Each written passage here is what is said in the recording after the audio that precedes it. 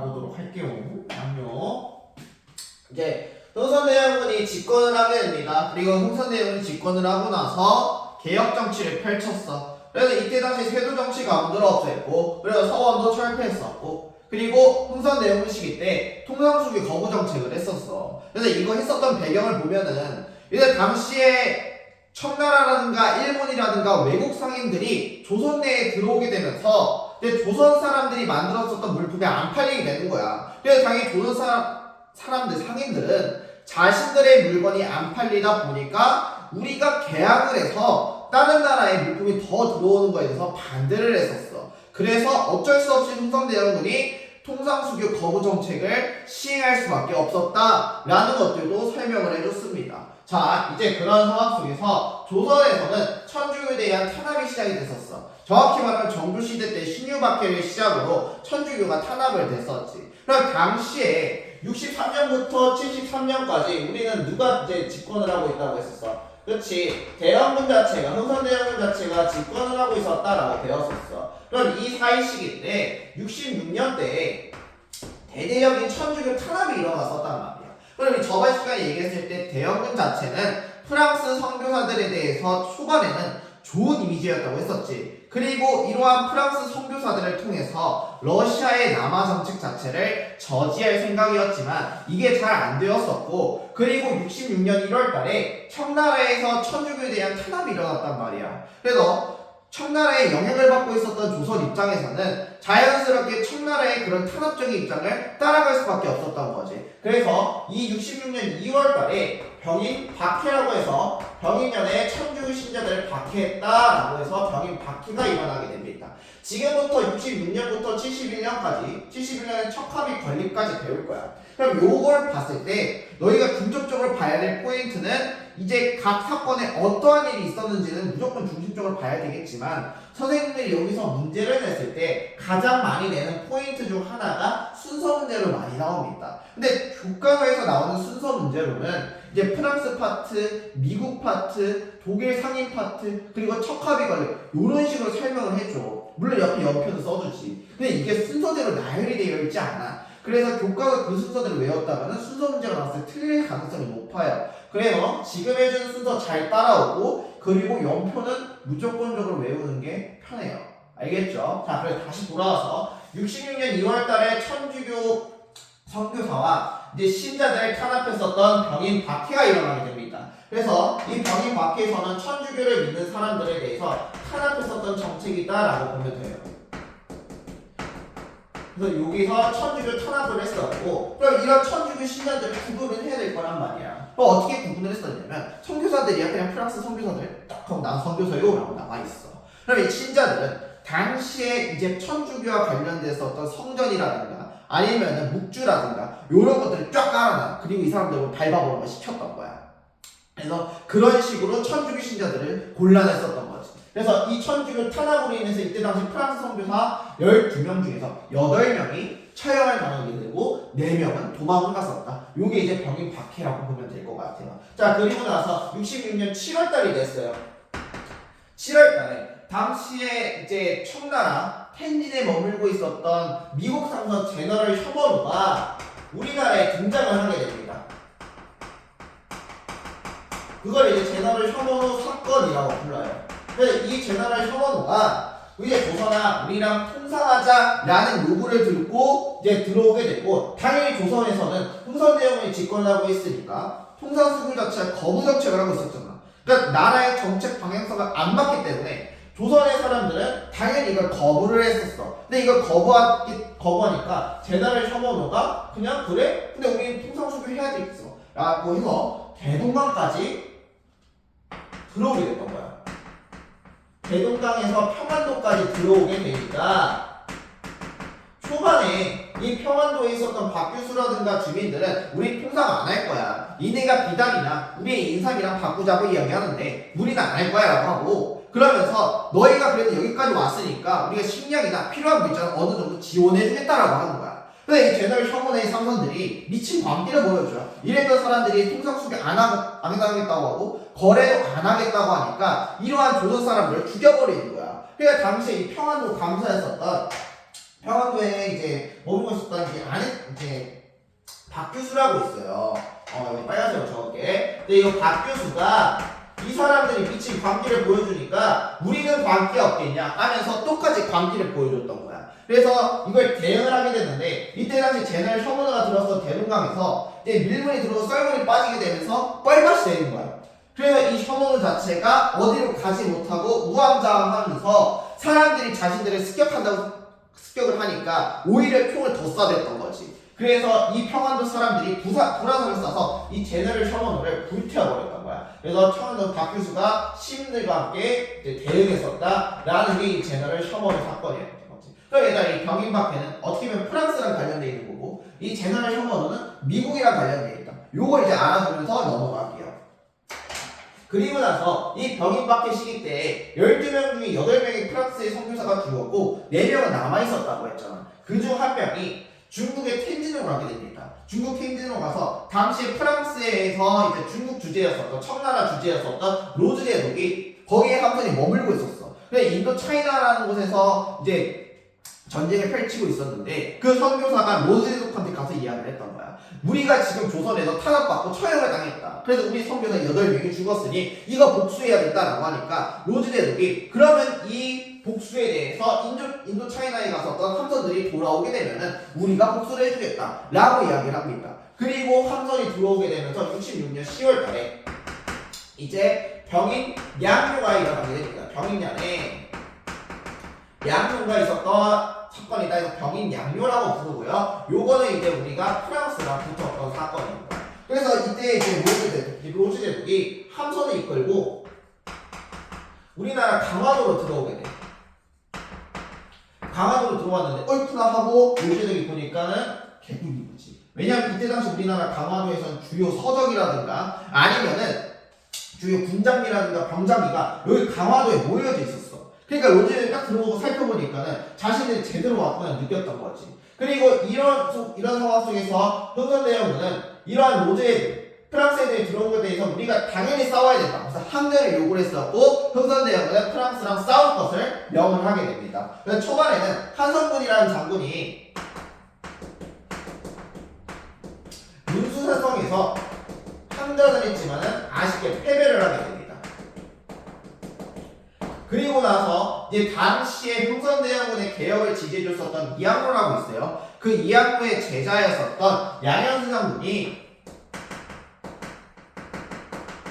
당시에 정족산성에서 항전을 하게 됩니다. 전투를 펼쳤고 여기서 승리를 거뒀어요. 그래서 양현수 장군이 이 프랑스 애들이랑 사실상 얘네가 600명만 파견했지만 무기술 차이로 우리가 졌단 말이야. 그럼 이 무기술을 어떻게 극복해야 될까라고 하면은 한성근 장군처럼 일단 산성에서 싸워야 돼. 우리 여러분들 배그라는 게임이 있어. 그 배그라는 게임 보면은 요런 언덕배기가 있으면은 언덕에서 총 쏘는 거랑 그리고 우리가 꼭대기에서 총 쏘는 거랑 뭐 중력 영향 때문에 총알이 더 간대요. 그래서 이 산성에서 위치를 통해서 이제 프랑스군이랑 싸울 수 있었고 그리고 이때 양현수 장군이 막 일반 사람들을 모았고 포수까지 모으면서 항전한 끝에 정족산성에서 승리는 거뒀어. 그래서 우리가 와 승리를 거뒀구나 하면서 좋았지만 문제가 생겨요. 이때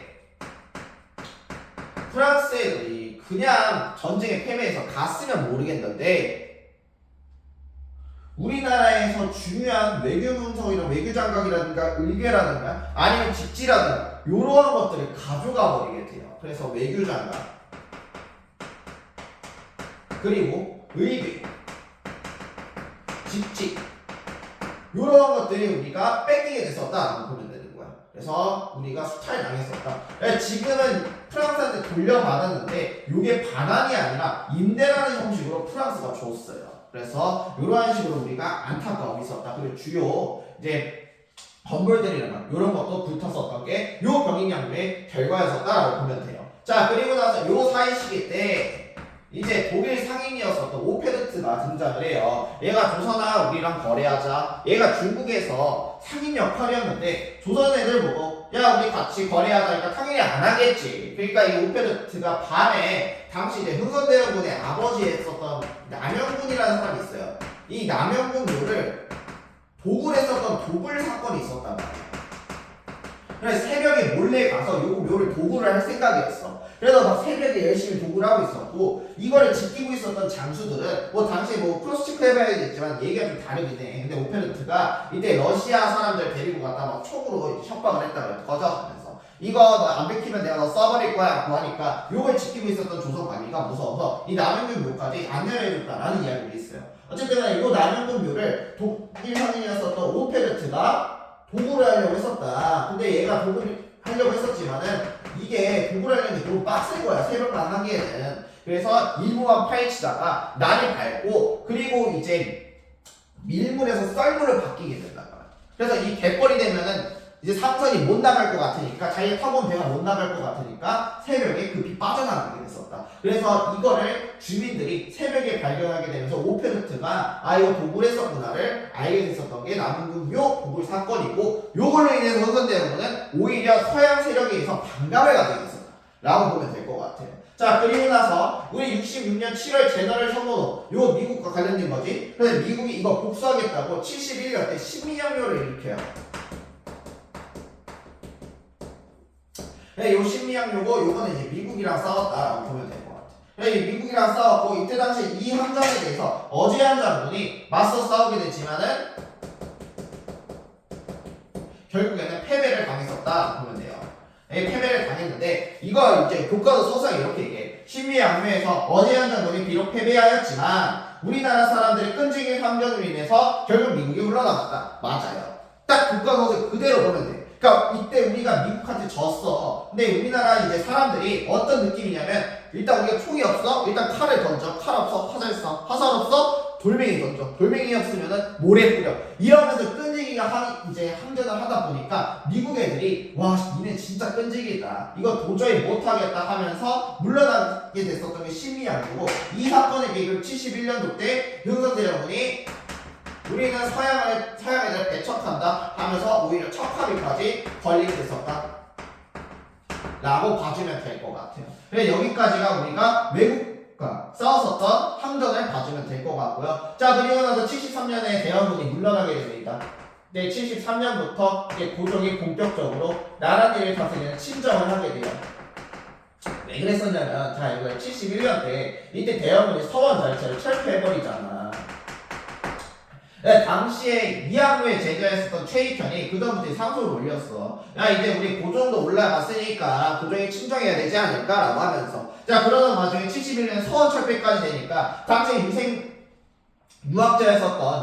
유학자였었던 최익현이 이거에 대해서 항의 상소를 했었던 거야. 그러면서 이제 그 항의 상소를 통해서 고종의 아내였었던 명성황후가 최익현한테 접근을 하게 되고 그걸 바탕으로 최익현이 탄핵 상소를 올리게 되면서 대원군이 물러나게 됐던 거지. 그럼 얘는 잘 생각해봐. 고종 입장에서는 대원군과는 반대로 해야 돼. 왜냐면 대원군이 우리 애들 잘 컸네 하면서 왕위를 넘겨준 게 아니야. 어떻게 보면 고종이 아버지 이제 그만하시오. 내가 정치할 테니까 어떻게 보면 아버지를 쫓아낸 거잖아. 그럼 쫓아냈던 아버지와는 반대적인 정책을 펼칠 수밖에 없었던 거야. 그래서 고종이 친정을 하게 되면서 고종이 내세웠던 정책은 뭐냐면은 나는 우리 아빠랑 다르게 이제 나라에 대해서 개방할 거야 하면서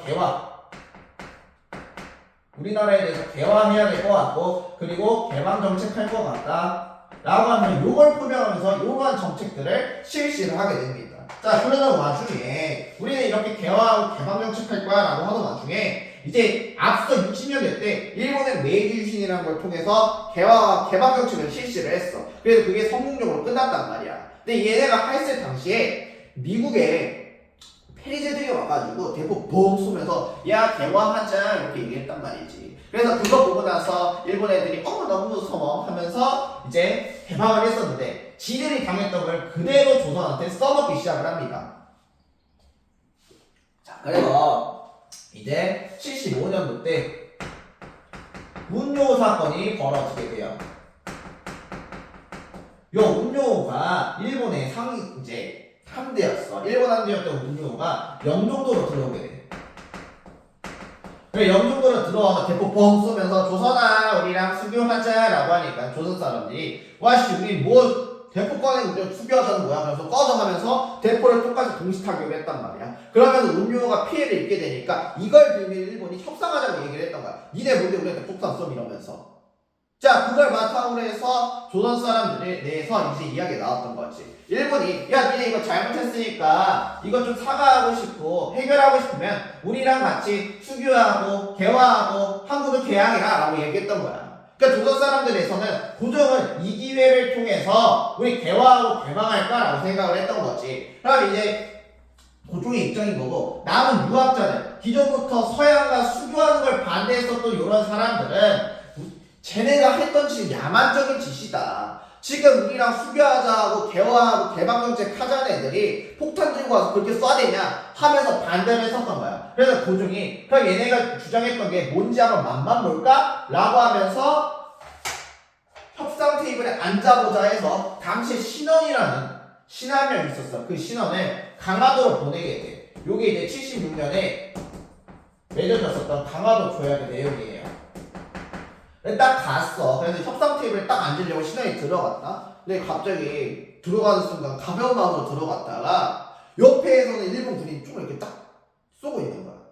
하고 있는 거죠. 그러면서 오셨으니까 자 우리 이거 한번 봐주세요 하고 하면서 이제 조약의 내용을 보여주기 시작을 했던 거야. 그러면서 이제 내용 중 자체가 뭐 이제 보게 되는데 요렇게 보게 되고 나서 신원이 괜찮냐면서 벌벌 떨면서 조약을 맺게 됩니다. 그러면서 맺어졌던 게 바로 강화도 조약이었던 거야. 이 강화도 조약이 우리나라가 맺었었던 최초의 근대적 조약이야.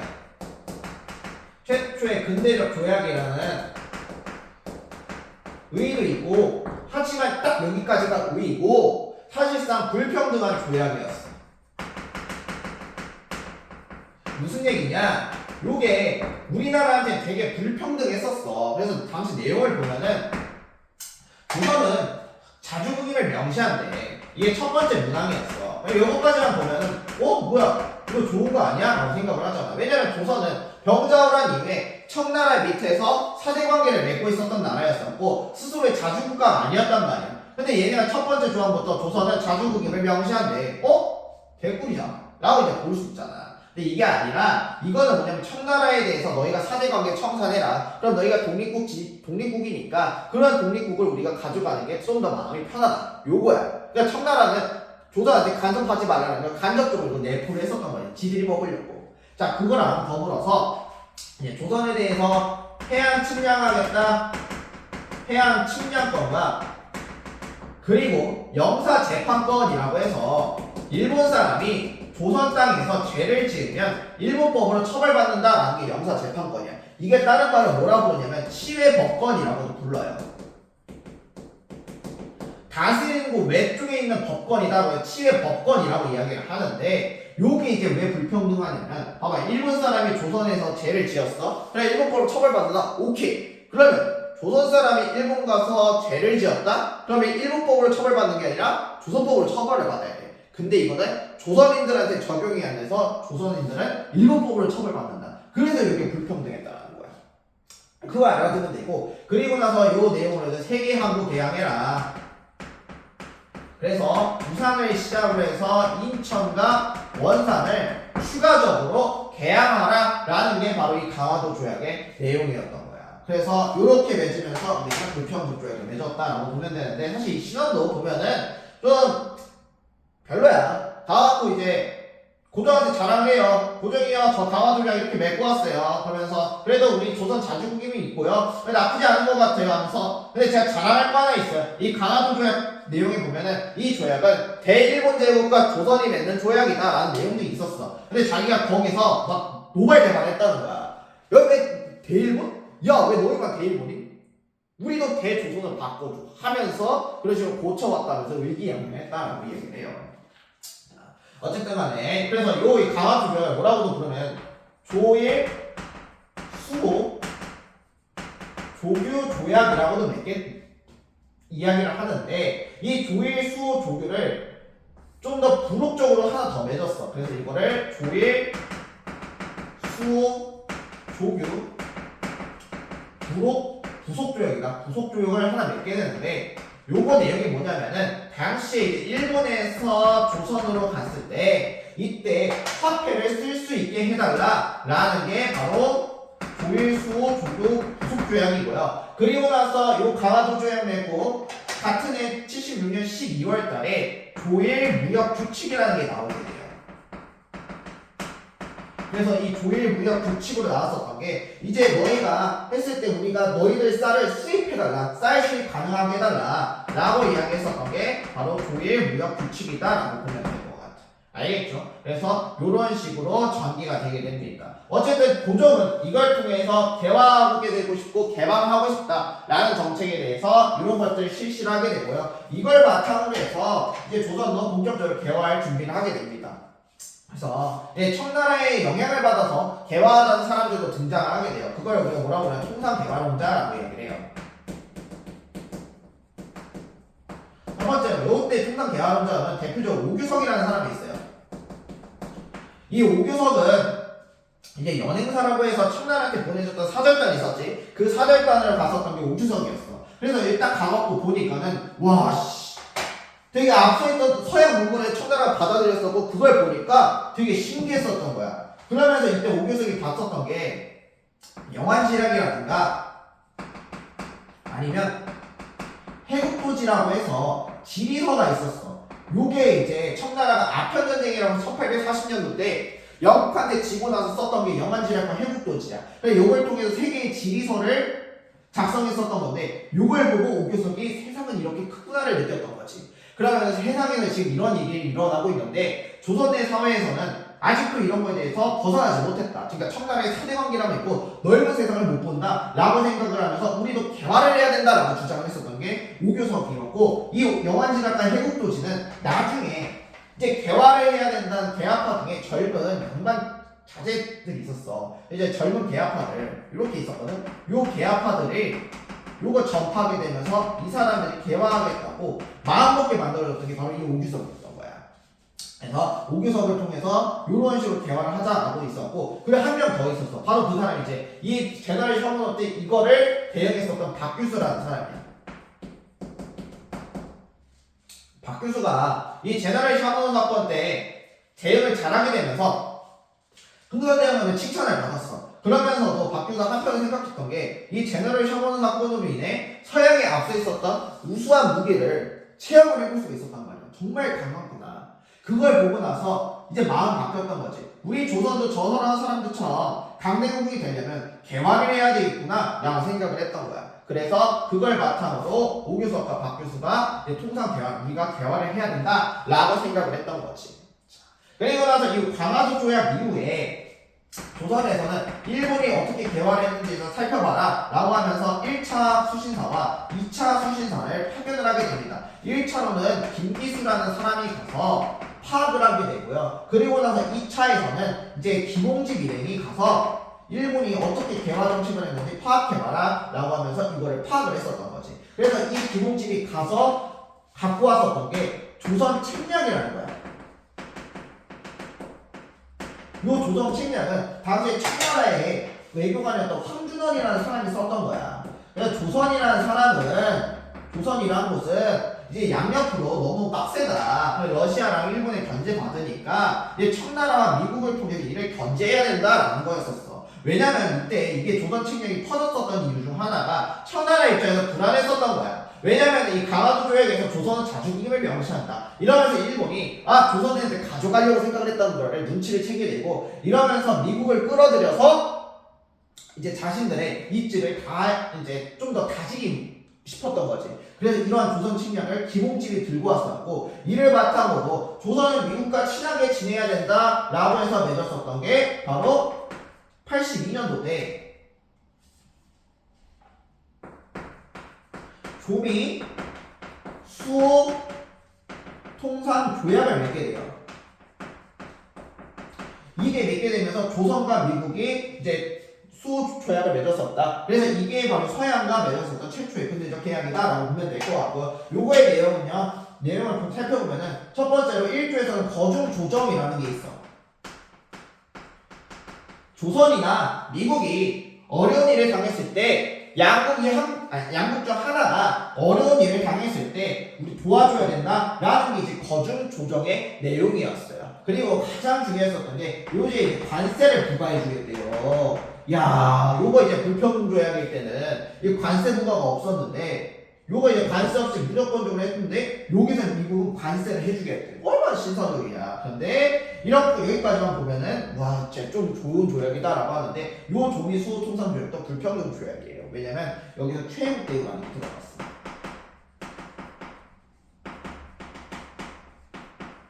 그래서 이 최후 대우가 들어갔다는 거는 우리가 최우선 국가가 돼야 된다. 최고로 혜택을 받는 국가가 돼야 된다. 요게 바로 최고 대우야. 그래서 어떤 느낌이냐면 내가 만약에 다른 나라에 300원에 지우개를 팔고 있었어. 근데 미국이랑 최후 대우를 맺은 상태에서 미국도 똑같이 300원짜리 지우개를 팔고 있었단 말이야. 근데 다른 나라가 야 우리 이거 250원에 줘 하면서 막 협상을 하고 잘 됐어. 그래서 그 나라를 250원에 팔기로 했었던 거야. 그 소식을 듣고 있었던 미국이 와서 얘기를 하는 거죠. 야 우리도 다른 나라한테 최고로 혜택 줘야 되는데 왜 우리 300원에 파는 우리도 250원에 팔아야 돼. 이게 바로 체육대우의 규정이었던 거야. 그래서 요 체육대우가 조미수호 통상조약 때 맺게 됐던 거지. 근데 얘가 착각하면 안 되는 게 강화도 조약 때는 일본이랑 맺었던 요 조약 때는 체육대우가 없어요. 알겠죠? 없으니까 이거 구별 잘 해줘야 된다라고 보면 될 것 같아요. 그래서 조선은 이런 조미수호 통상조약 맺고 나서 우리도 미국에 대해서 감사합니다라고 해서 83년도 때 보빙사를 미국에 파견을 하게 됐었다라고 보면 돼요. 그래서 이 보빙사에 일단은 가가지고 되게 많이 놀랬던 거야. 엘리베이터 타고 그러다 보니까 되게 많이 놀랬었다라고 하면서 이렇게 보빙사는 사절단도 파견을 했었다라고 보면 될 것 같아요. 아시겠죠? 자 그리고 나서 자 이제 조선은 강화도 조약까지 맺고 통상 개화론자를 통해서도 개화해야 되는 인식이 좀 있다 보니 이제 고종은 본격적으로 자신의 개화 정책을 실현시키기 합니다. 그래서 고종이 개화 정책을 실현을 해요. 그래서 이 개화 정책을 총괄하는 기구였었던 80년도 때 1880년에 통리기무아문을 만들게 돼요. 네, 통리기무아문에서 12사를 둬서 외교나 군사나 재정이나 아니면 통상을 담당했었던 12개의 사를 둬서 12사를 통해서 개화 정책을 본격적으로 실시를 하게 됩니다. 그럼 얘들아 통리기무아문을 통해서 나오게 되면은 문제에서 뭐라 물어보겠어? 이 12사 구성했네. 그럼 이 12사 통해서 어떤 정책했는지 한번 물어볼게. 이런 식으로 문제에 나올 거야. 그래서 이런 것들 꼭 알아둬야 돼요. 알겠죠? 그래서 이 12사에서는 외교적인 문제로 일단 80년도 때 이제 수시사를 갔다 왔었던 김홍집 일행이 얘기했던 거야. 와, 일본 가보니까는요, 얘 조선 책략도 있고, 얘네가 서양식 문물을 되게 많이 도입을 했어요. 그래서 이거를 제대로 조사할 필요가 있을 것 같아요. 라고 하면서 제대로 시찰할 단원들을 보내달라고 얘기했던 거야. 그래서 그 말을 듣고 있었던 고종이 그래? 그러면 이거 보내볼까? 해서 81년도 때 조사 시찰단을 보내게 돼요. 이거를 일본에 보냈던 거지. 그래서 뭐 박정량이라든가 김옥균이라든가 이런 젊은 대학파들을 보내서 일본을 시찰하도록 조사 시찰단을 보냈는데 문제가 요때 이 시찰을 하러 왔었던 멤버들이 좀 좋게 못 갔어. 왜냐면 이거의 개화와 개방 정책을 반대했었던 최익현이 이러한 척화 정책을 통해서 이걸 방해하다 보니까 이 사람들이 정식적인 루트를 못 가고 일단 부산 통해서 부산에 대해서 내가 파견근무 보내겠다 하면서 부산에서 일본으로 가는 이러한 시찰을 했었던 게 바로 조사 시찰단의 이제 행보였었다라고 하는데 그래서 부산을 통해서 일본으로 들어갔었던 거야. 몰래 미리국을 했었던 거지. 그래서 이게 조사 시찰단의 행동이었었다라고 보면 되고요. 그리고 나서 이때 이제 사절단 파견으로 조사 시찰단뿐만 아니라 이 영선사도 파견을 하게 돼요. 영선사를 이제 김윤식을 필두로 파견을 했었던 거지. 그래서 이 김윤식이 영선사에서 이제 활동을 하다가 귀국을 해서 이걸 통해서 이때 기기창이라고 해서 무기 제조 공장이 설립이 되게 된다라고 봐주면 될 것 같아요. 아시겠죠? 자, 그 다음에 이제 군사적으로 보면 이제 개화하고 근대적으로 나아가려면 군대도 가장 중요해. 사실상 중요한 건 군대야. 왜냐면 우리나라가 운요 사건이나 아니면은 신미양류나 이런 병인양류나 이런 사건들을 보면은 이긴 싸움도 있지만 사실상 무기적 차이로 졌어. 그래서 우리도 근대적으로 서양식처럼 군대 나아가야겠다라는 생각했던 거야. 그래서 기존의 군사적 체제는 얘들아 임진왜란이 5군형 체제로 바뀌었었죠. 그게 쭉 이어져 왔었어. 그래서 5군형 체제에서 이제 2형 체제로 바뀌었어. 2형 체제로 바뀌어서 당시 이제 무의형과 장어형 체제로 바뀌었단 말이야. 그래 이 무의형에 신식 군대였었던 별기군을 창설을 하게 됐던 거야. 그래서 신식 군대인 별기군을 창설했었고 이 별기군에서는 일본이 교관을 두게 되면서 이제 군대로 나아가려는 이러한 행보들을 보였었다라고 봐주시면 될 것 같아요. 이런 식으로 잘 나가나 싶었어. 어쨌든 개화는 잘 되지만 앞서 얘기했던 것처럼 계속해서 얘기했지만 이러한 고종의 개화 정책을 반대했었던 사람들이 있었어. 대표적으로 유생계층이었지. 유생과 유학자 계층들이 요거를 반대를 했었던 거야. 그래서 그거를 우리가 위정척사운동이라고 부릅니다. 그래서 요거를 위정척사운동이라고 한다. 그래서 옳은 것을 바로잡고 나쁜 것을 배척한다. 요게 이제 위정척사 운동이라고 보면 될 것 같아요. 그래서 요거는 60년대, 70년대, 80년대의 성격을 봐야 돼. 그래서 60년대, 70년대, 80년대 때 각각 이러한 성격 속에서 누가 이걸 주장을 했는지에 대해서 시험 문제 포인트로 나오게 됩니다. 그래서 이거를 조금 잘 봐둬야 돼. 그래서 1860년대로 갈게요. 우리 1860년대 때 대학군의 개혁을 지지해줬던 사람이 누구라고 했어? 이항로라고 얘기했지. 이 이항로가 주장했었던 게 바로 척파주전론이야. 그래서 서양 애들 배척해야 된다. 얘네들이랑 친하게 지내면 안 된다. 라고 얘기했던 게 바로 척파주전론이었고 요거를 이야기했었던 게 바로 이항로라든가 아니면은 기정진 등이 요것들을 주장을 하게 됐었다라고 보면 될 것 같아요. 그리고 나서 1870년대가 되게 됩니다. 이항로가 죽고 나서 이러한 위정척사운동에 대해서 가장 목소리를 많이 냈었던 게 바로 최익현이었어. 이 최익현이 주장했었던 게 외동과 양동은 하나다 라고 해서 외양일체론이라는 걸 주장을 하게 됩니다. 요게 외양일체론이다. 그래서 이거 주장했었던 게 누구다? 바로 최익현이다 라고 보면 될 것 같아요. 그리고 나서 우리 이제 통리기마음 설치됐잖아. 통리기마음 설치되고 요 조선 책략 자체가 조선에서 유포가 되게 되니까 이거를 유생층들이 되게 많이 반발을 했었어. 그래서 1880년대 때 조선 책략 유포 반대하고요. 그리고 조미 수호 통상 조약 나온다는 얘기 우리도 반대합니다. 라고 하는 게 영남 지역에서 유생들이 소장을 올려 이러면 안 됩니다. 라고 해서 그 소장 이름이 만인소라고 부릅니다. 그래서 이 만인소가 얘가 소장이야. 알겠지? 영남지방의 장소가 아니라 영남지방에 있었던 유생들이 소장을 올렸던 게 바로 만인소였던 거야. 그래서 영남 만인소에 이만손 등이 실었던 게 바로 위정척사 운동이다라고 보면 될 것 같아요. 그래서 이 위정척사 운동에서 영남 만인소에서는 대표적으로 조선 책략 반대합니다. 이거 반대해요. 그러면서 조미수호 통상조약도 자연스럽게 반대하는 그러한 정책을 보여줬었다라고 보면 돼. 그리고 나서 영남 만인소에서 당시 홍지학이라는 사람이 있었어. 아니 이거는 내가 이걸로 적게요. 홍지학이라는 사람이 있었는데 고종이 만인소 올리게 되니까 아유 그래 너희들 뜻대로 내가 좀 너희들 의견 절충해볼게 하면서 조금 뭐 하면서 누그럽게 됐었는데 홍지학이 요거를 신랄하게 까는 거야. 근데 까면서 고종을 막 비꼬았던 거지. 그러니까 거기서 고종이 화가 나가지고 야 아무리 그래도 왕을 비꾸냐 하면서 요건 선 넘었다 싶어서 홍지학을 처형시켜버려요. 요게 이제 요 사건이었다. 그리고 나서 60년대, 70년대, 80년대로 가게 되면서 이런 위정척사 운동이 진행이 됐었고 이 위정척사 운동이 90년대로 가게 되면서 이제 항일 유병단체로 항일 투쟁단체로 변모했었다 라고 알아두시면 될 것 같아요. 이거 60년대, 70년대, 80년대 이항로, 최익현, 이만선이 주장했던 이 내용 보면서 이 일에 있었던 이후의 상황으로 오른 것은 그러면서 그때 이 항일 투쟁으로 변모했었다. 요러고도 답으로 나올 수 있으니까 이것도 꼭 알아두셔야 됩니다. 아시겠죠? 자, 이런 위정척사 운동과 더불어서 우리 고종이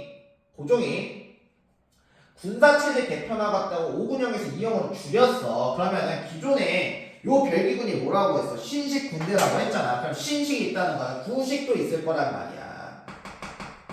그치? 그럼 기존의 구식 군인들은 이 5군형 체제에 있었던 구식 군인들이야. 그럼 5군형 체제는 5산하에 5개였는데 이걸 2개로 줄여버려. 그럼 어떻게 될까? 그치? 기존에 있었던 구식 군인들의 대부분이 실업자가 될 거야. 그럼 남아있는 구식 군인들도 이때 당시 신식 군인들과 차별을 받고 있었어. 이렇게 차별을 받고 있는 와중에 82년도가 됐어. 이때 군인들이 난을 일으켜요. 왜 그랬었냐면 이때 이 신식 군인들의 차별이 너무 셌던 거야. 그래서 어느 정도로 셌냐면 이때 차별 정책 자체가 봉급을 안 줘요. 봉급을 13개월 동안 밀려.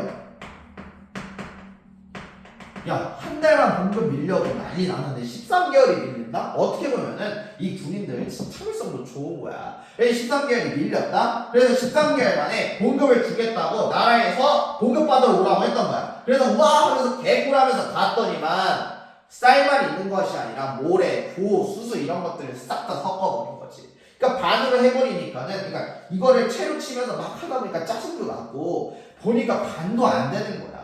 그래서 이거에 공개해서 이모년에 군인들이 일으켰던 난이다 해서 이모군란이라고 부릅니다. 그래서 이모군란이 일어나게 되면서 이 90군인들이 얘기했던 거야. 이거 시행했었던 고종, 그래 그 고종이 옆에서 조종했었던 명성황후 때문이다. 그리고 지금 이러한 신식군인들이 생기면서 우리가 이렇게 차별받는 거니까 신식군인 없애라 하면서 난을 일으켰었어. 그래서 당시에 일본인 군관들 살해하고요. 그리고 명성황후 나와 있었던 거지. 그러면서 흥선대원군 집 앞으로 찾아가. 흥선대원군 집 앞으로 찾아가면서 얘기를 했었던 거지.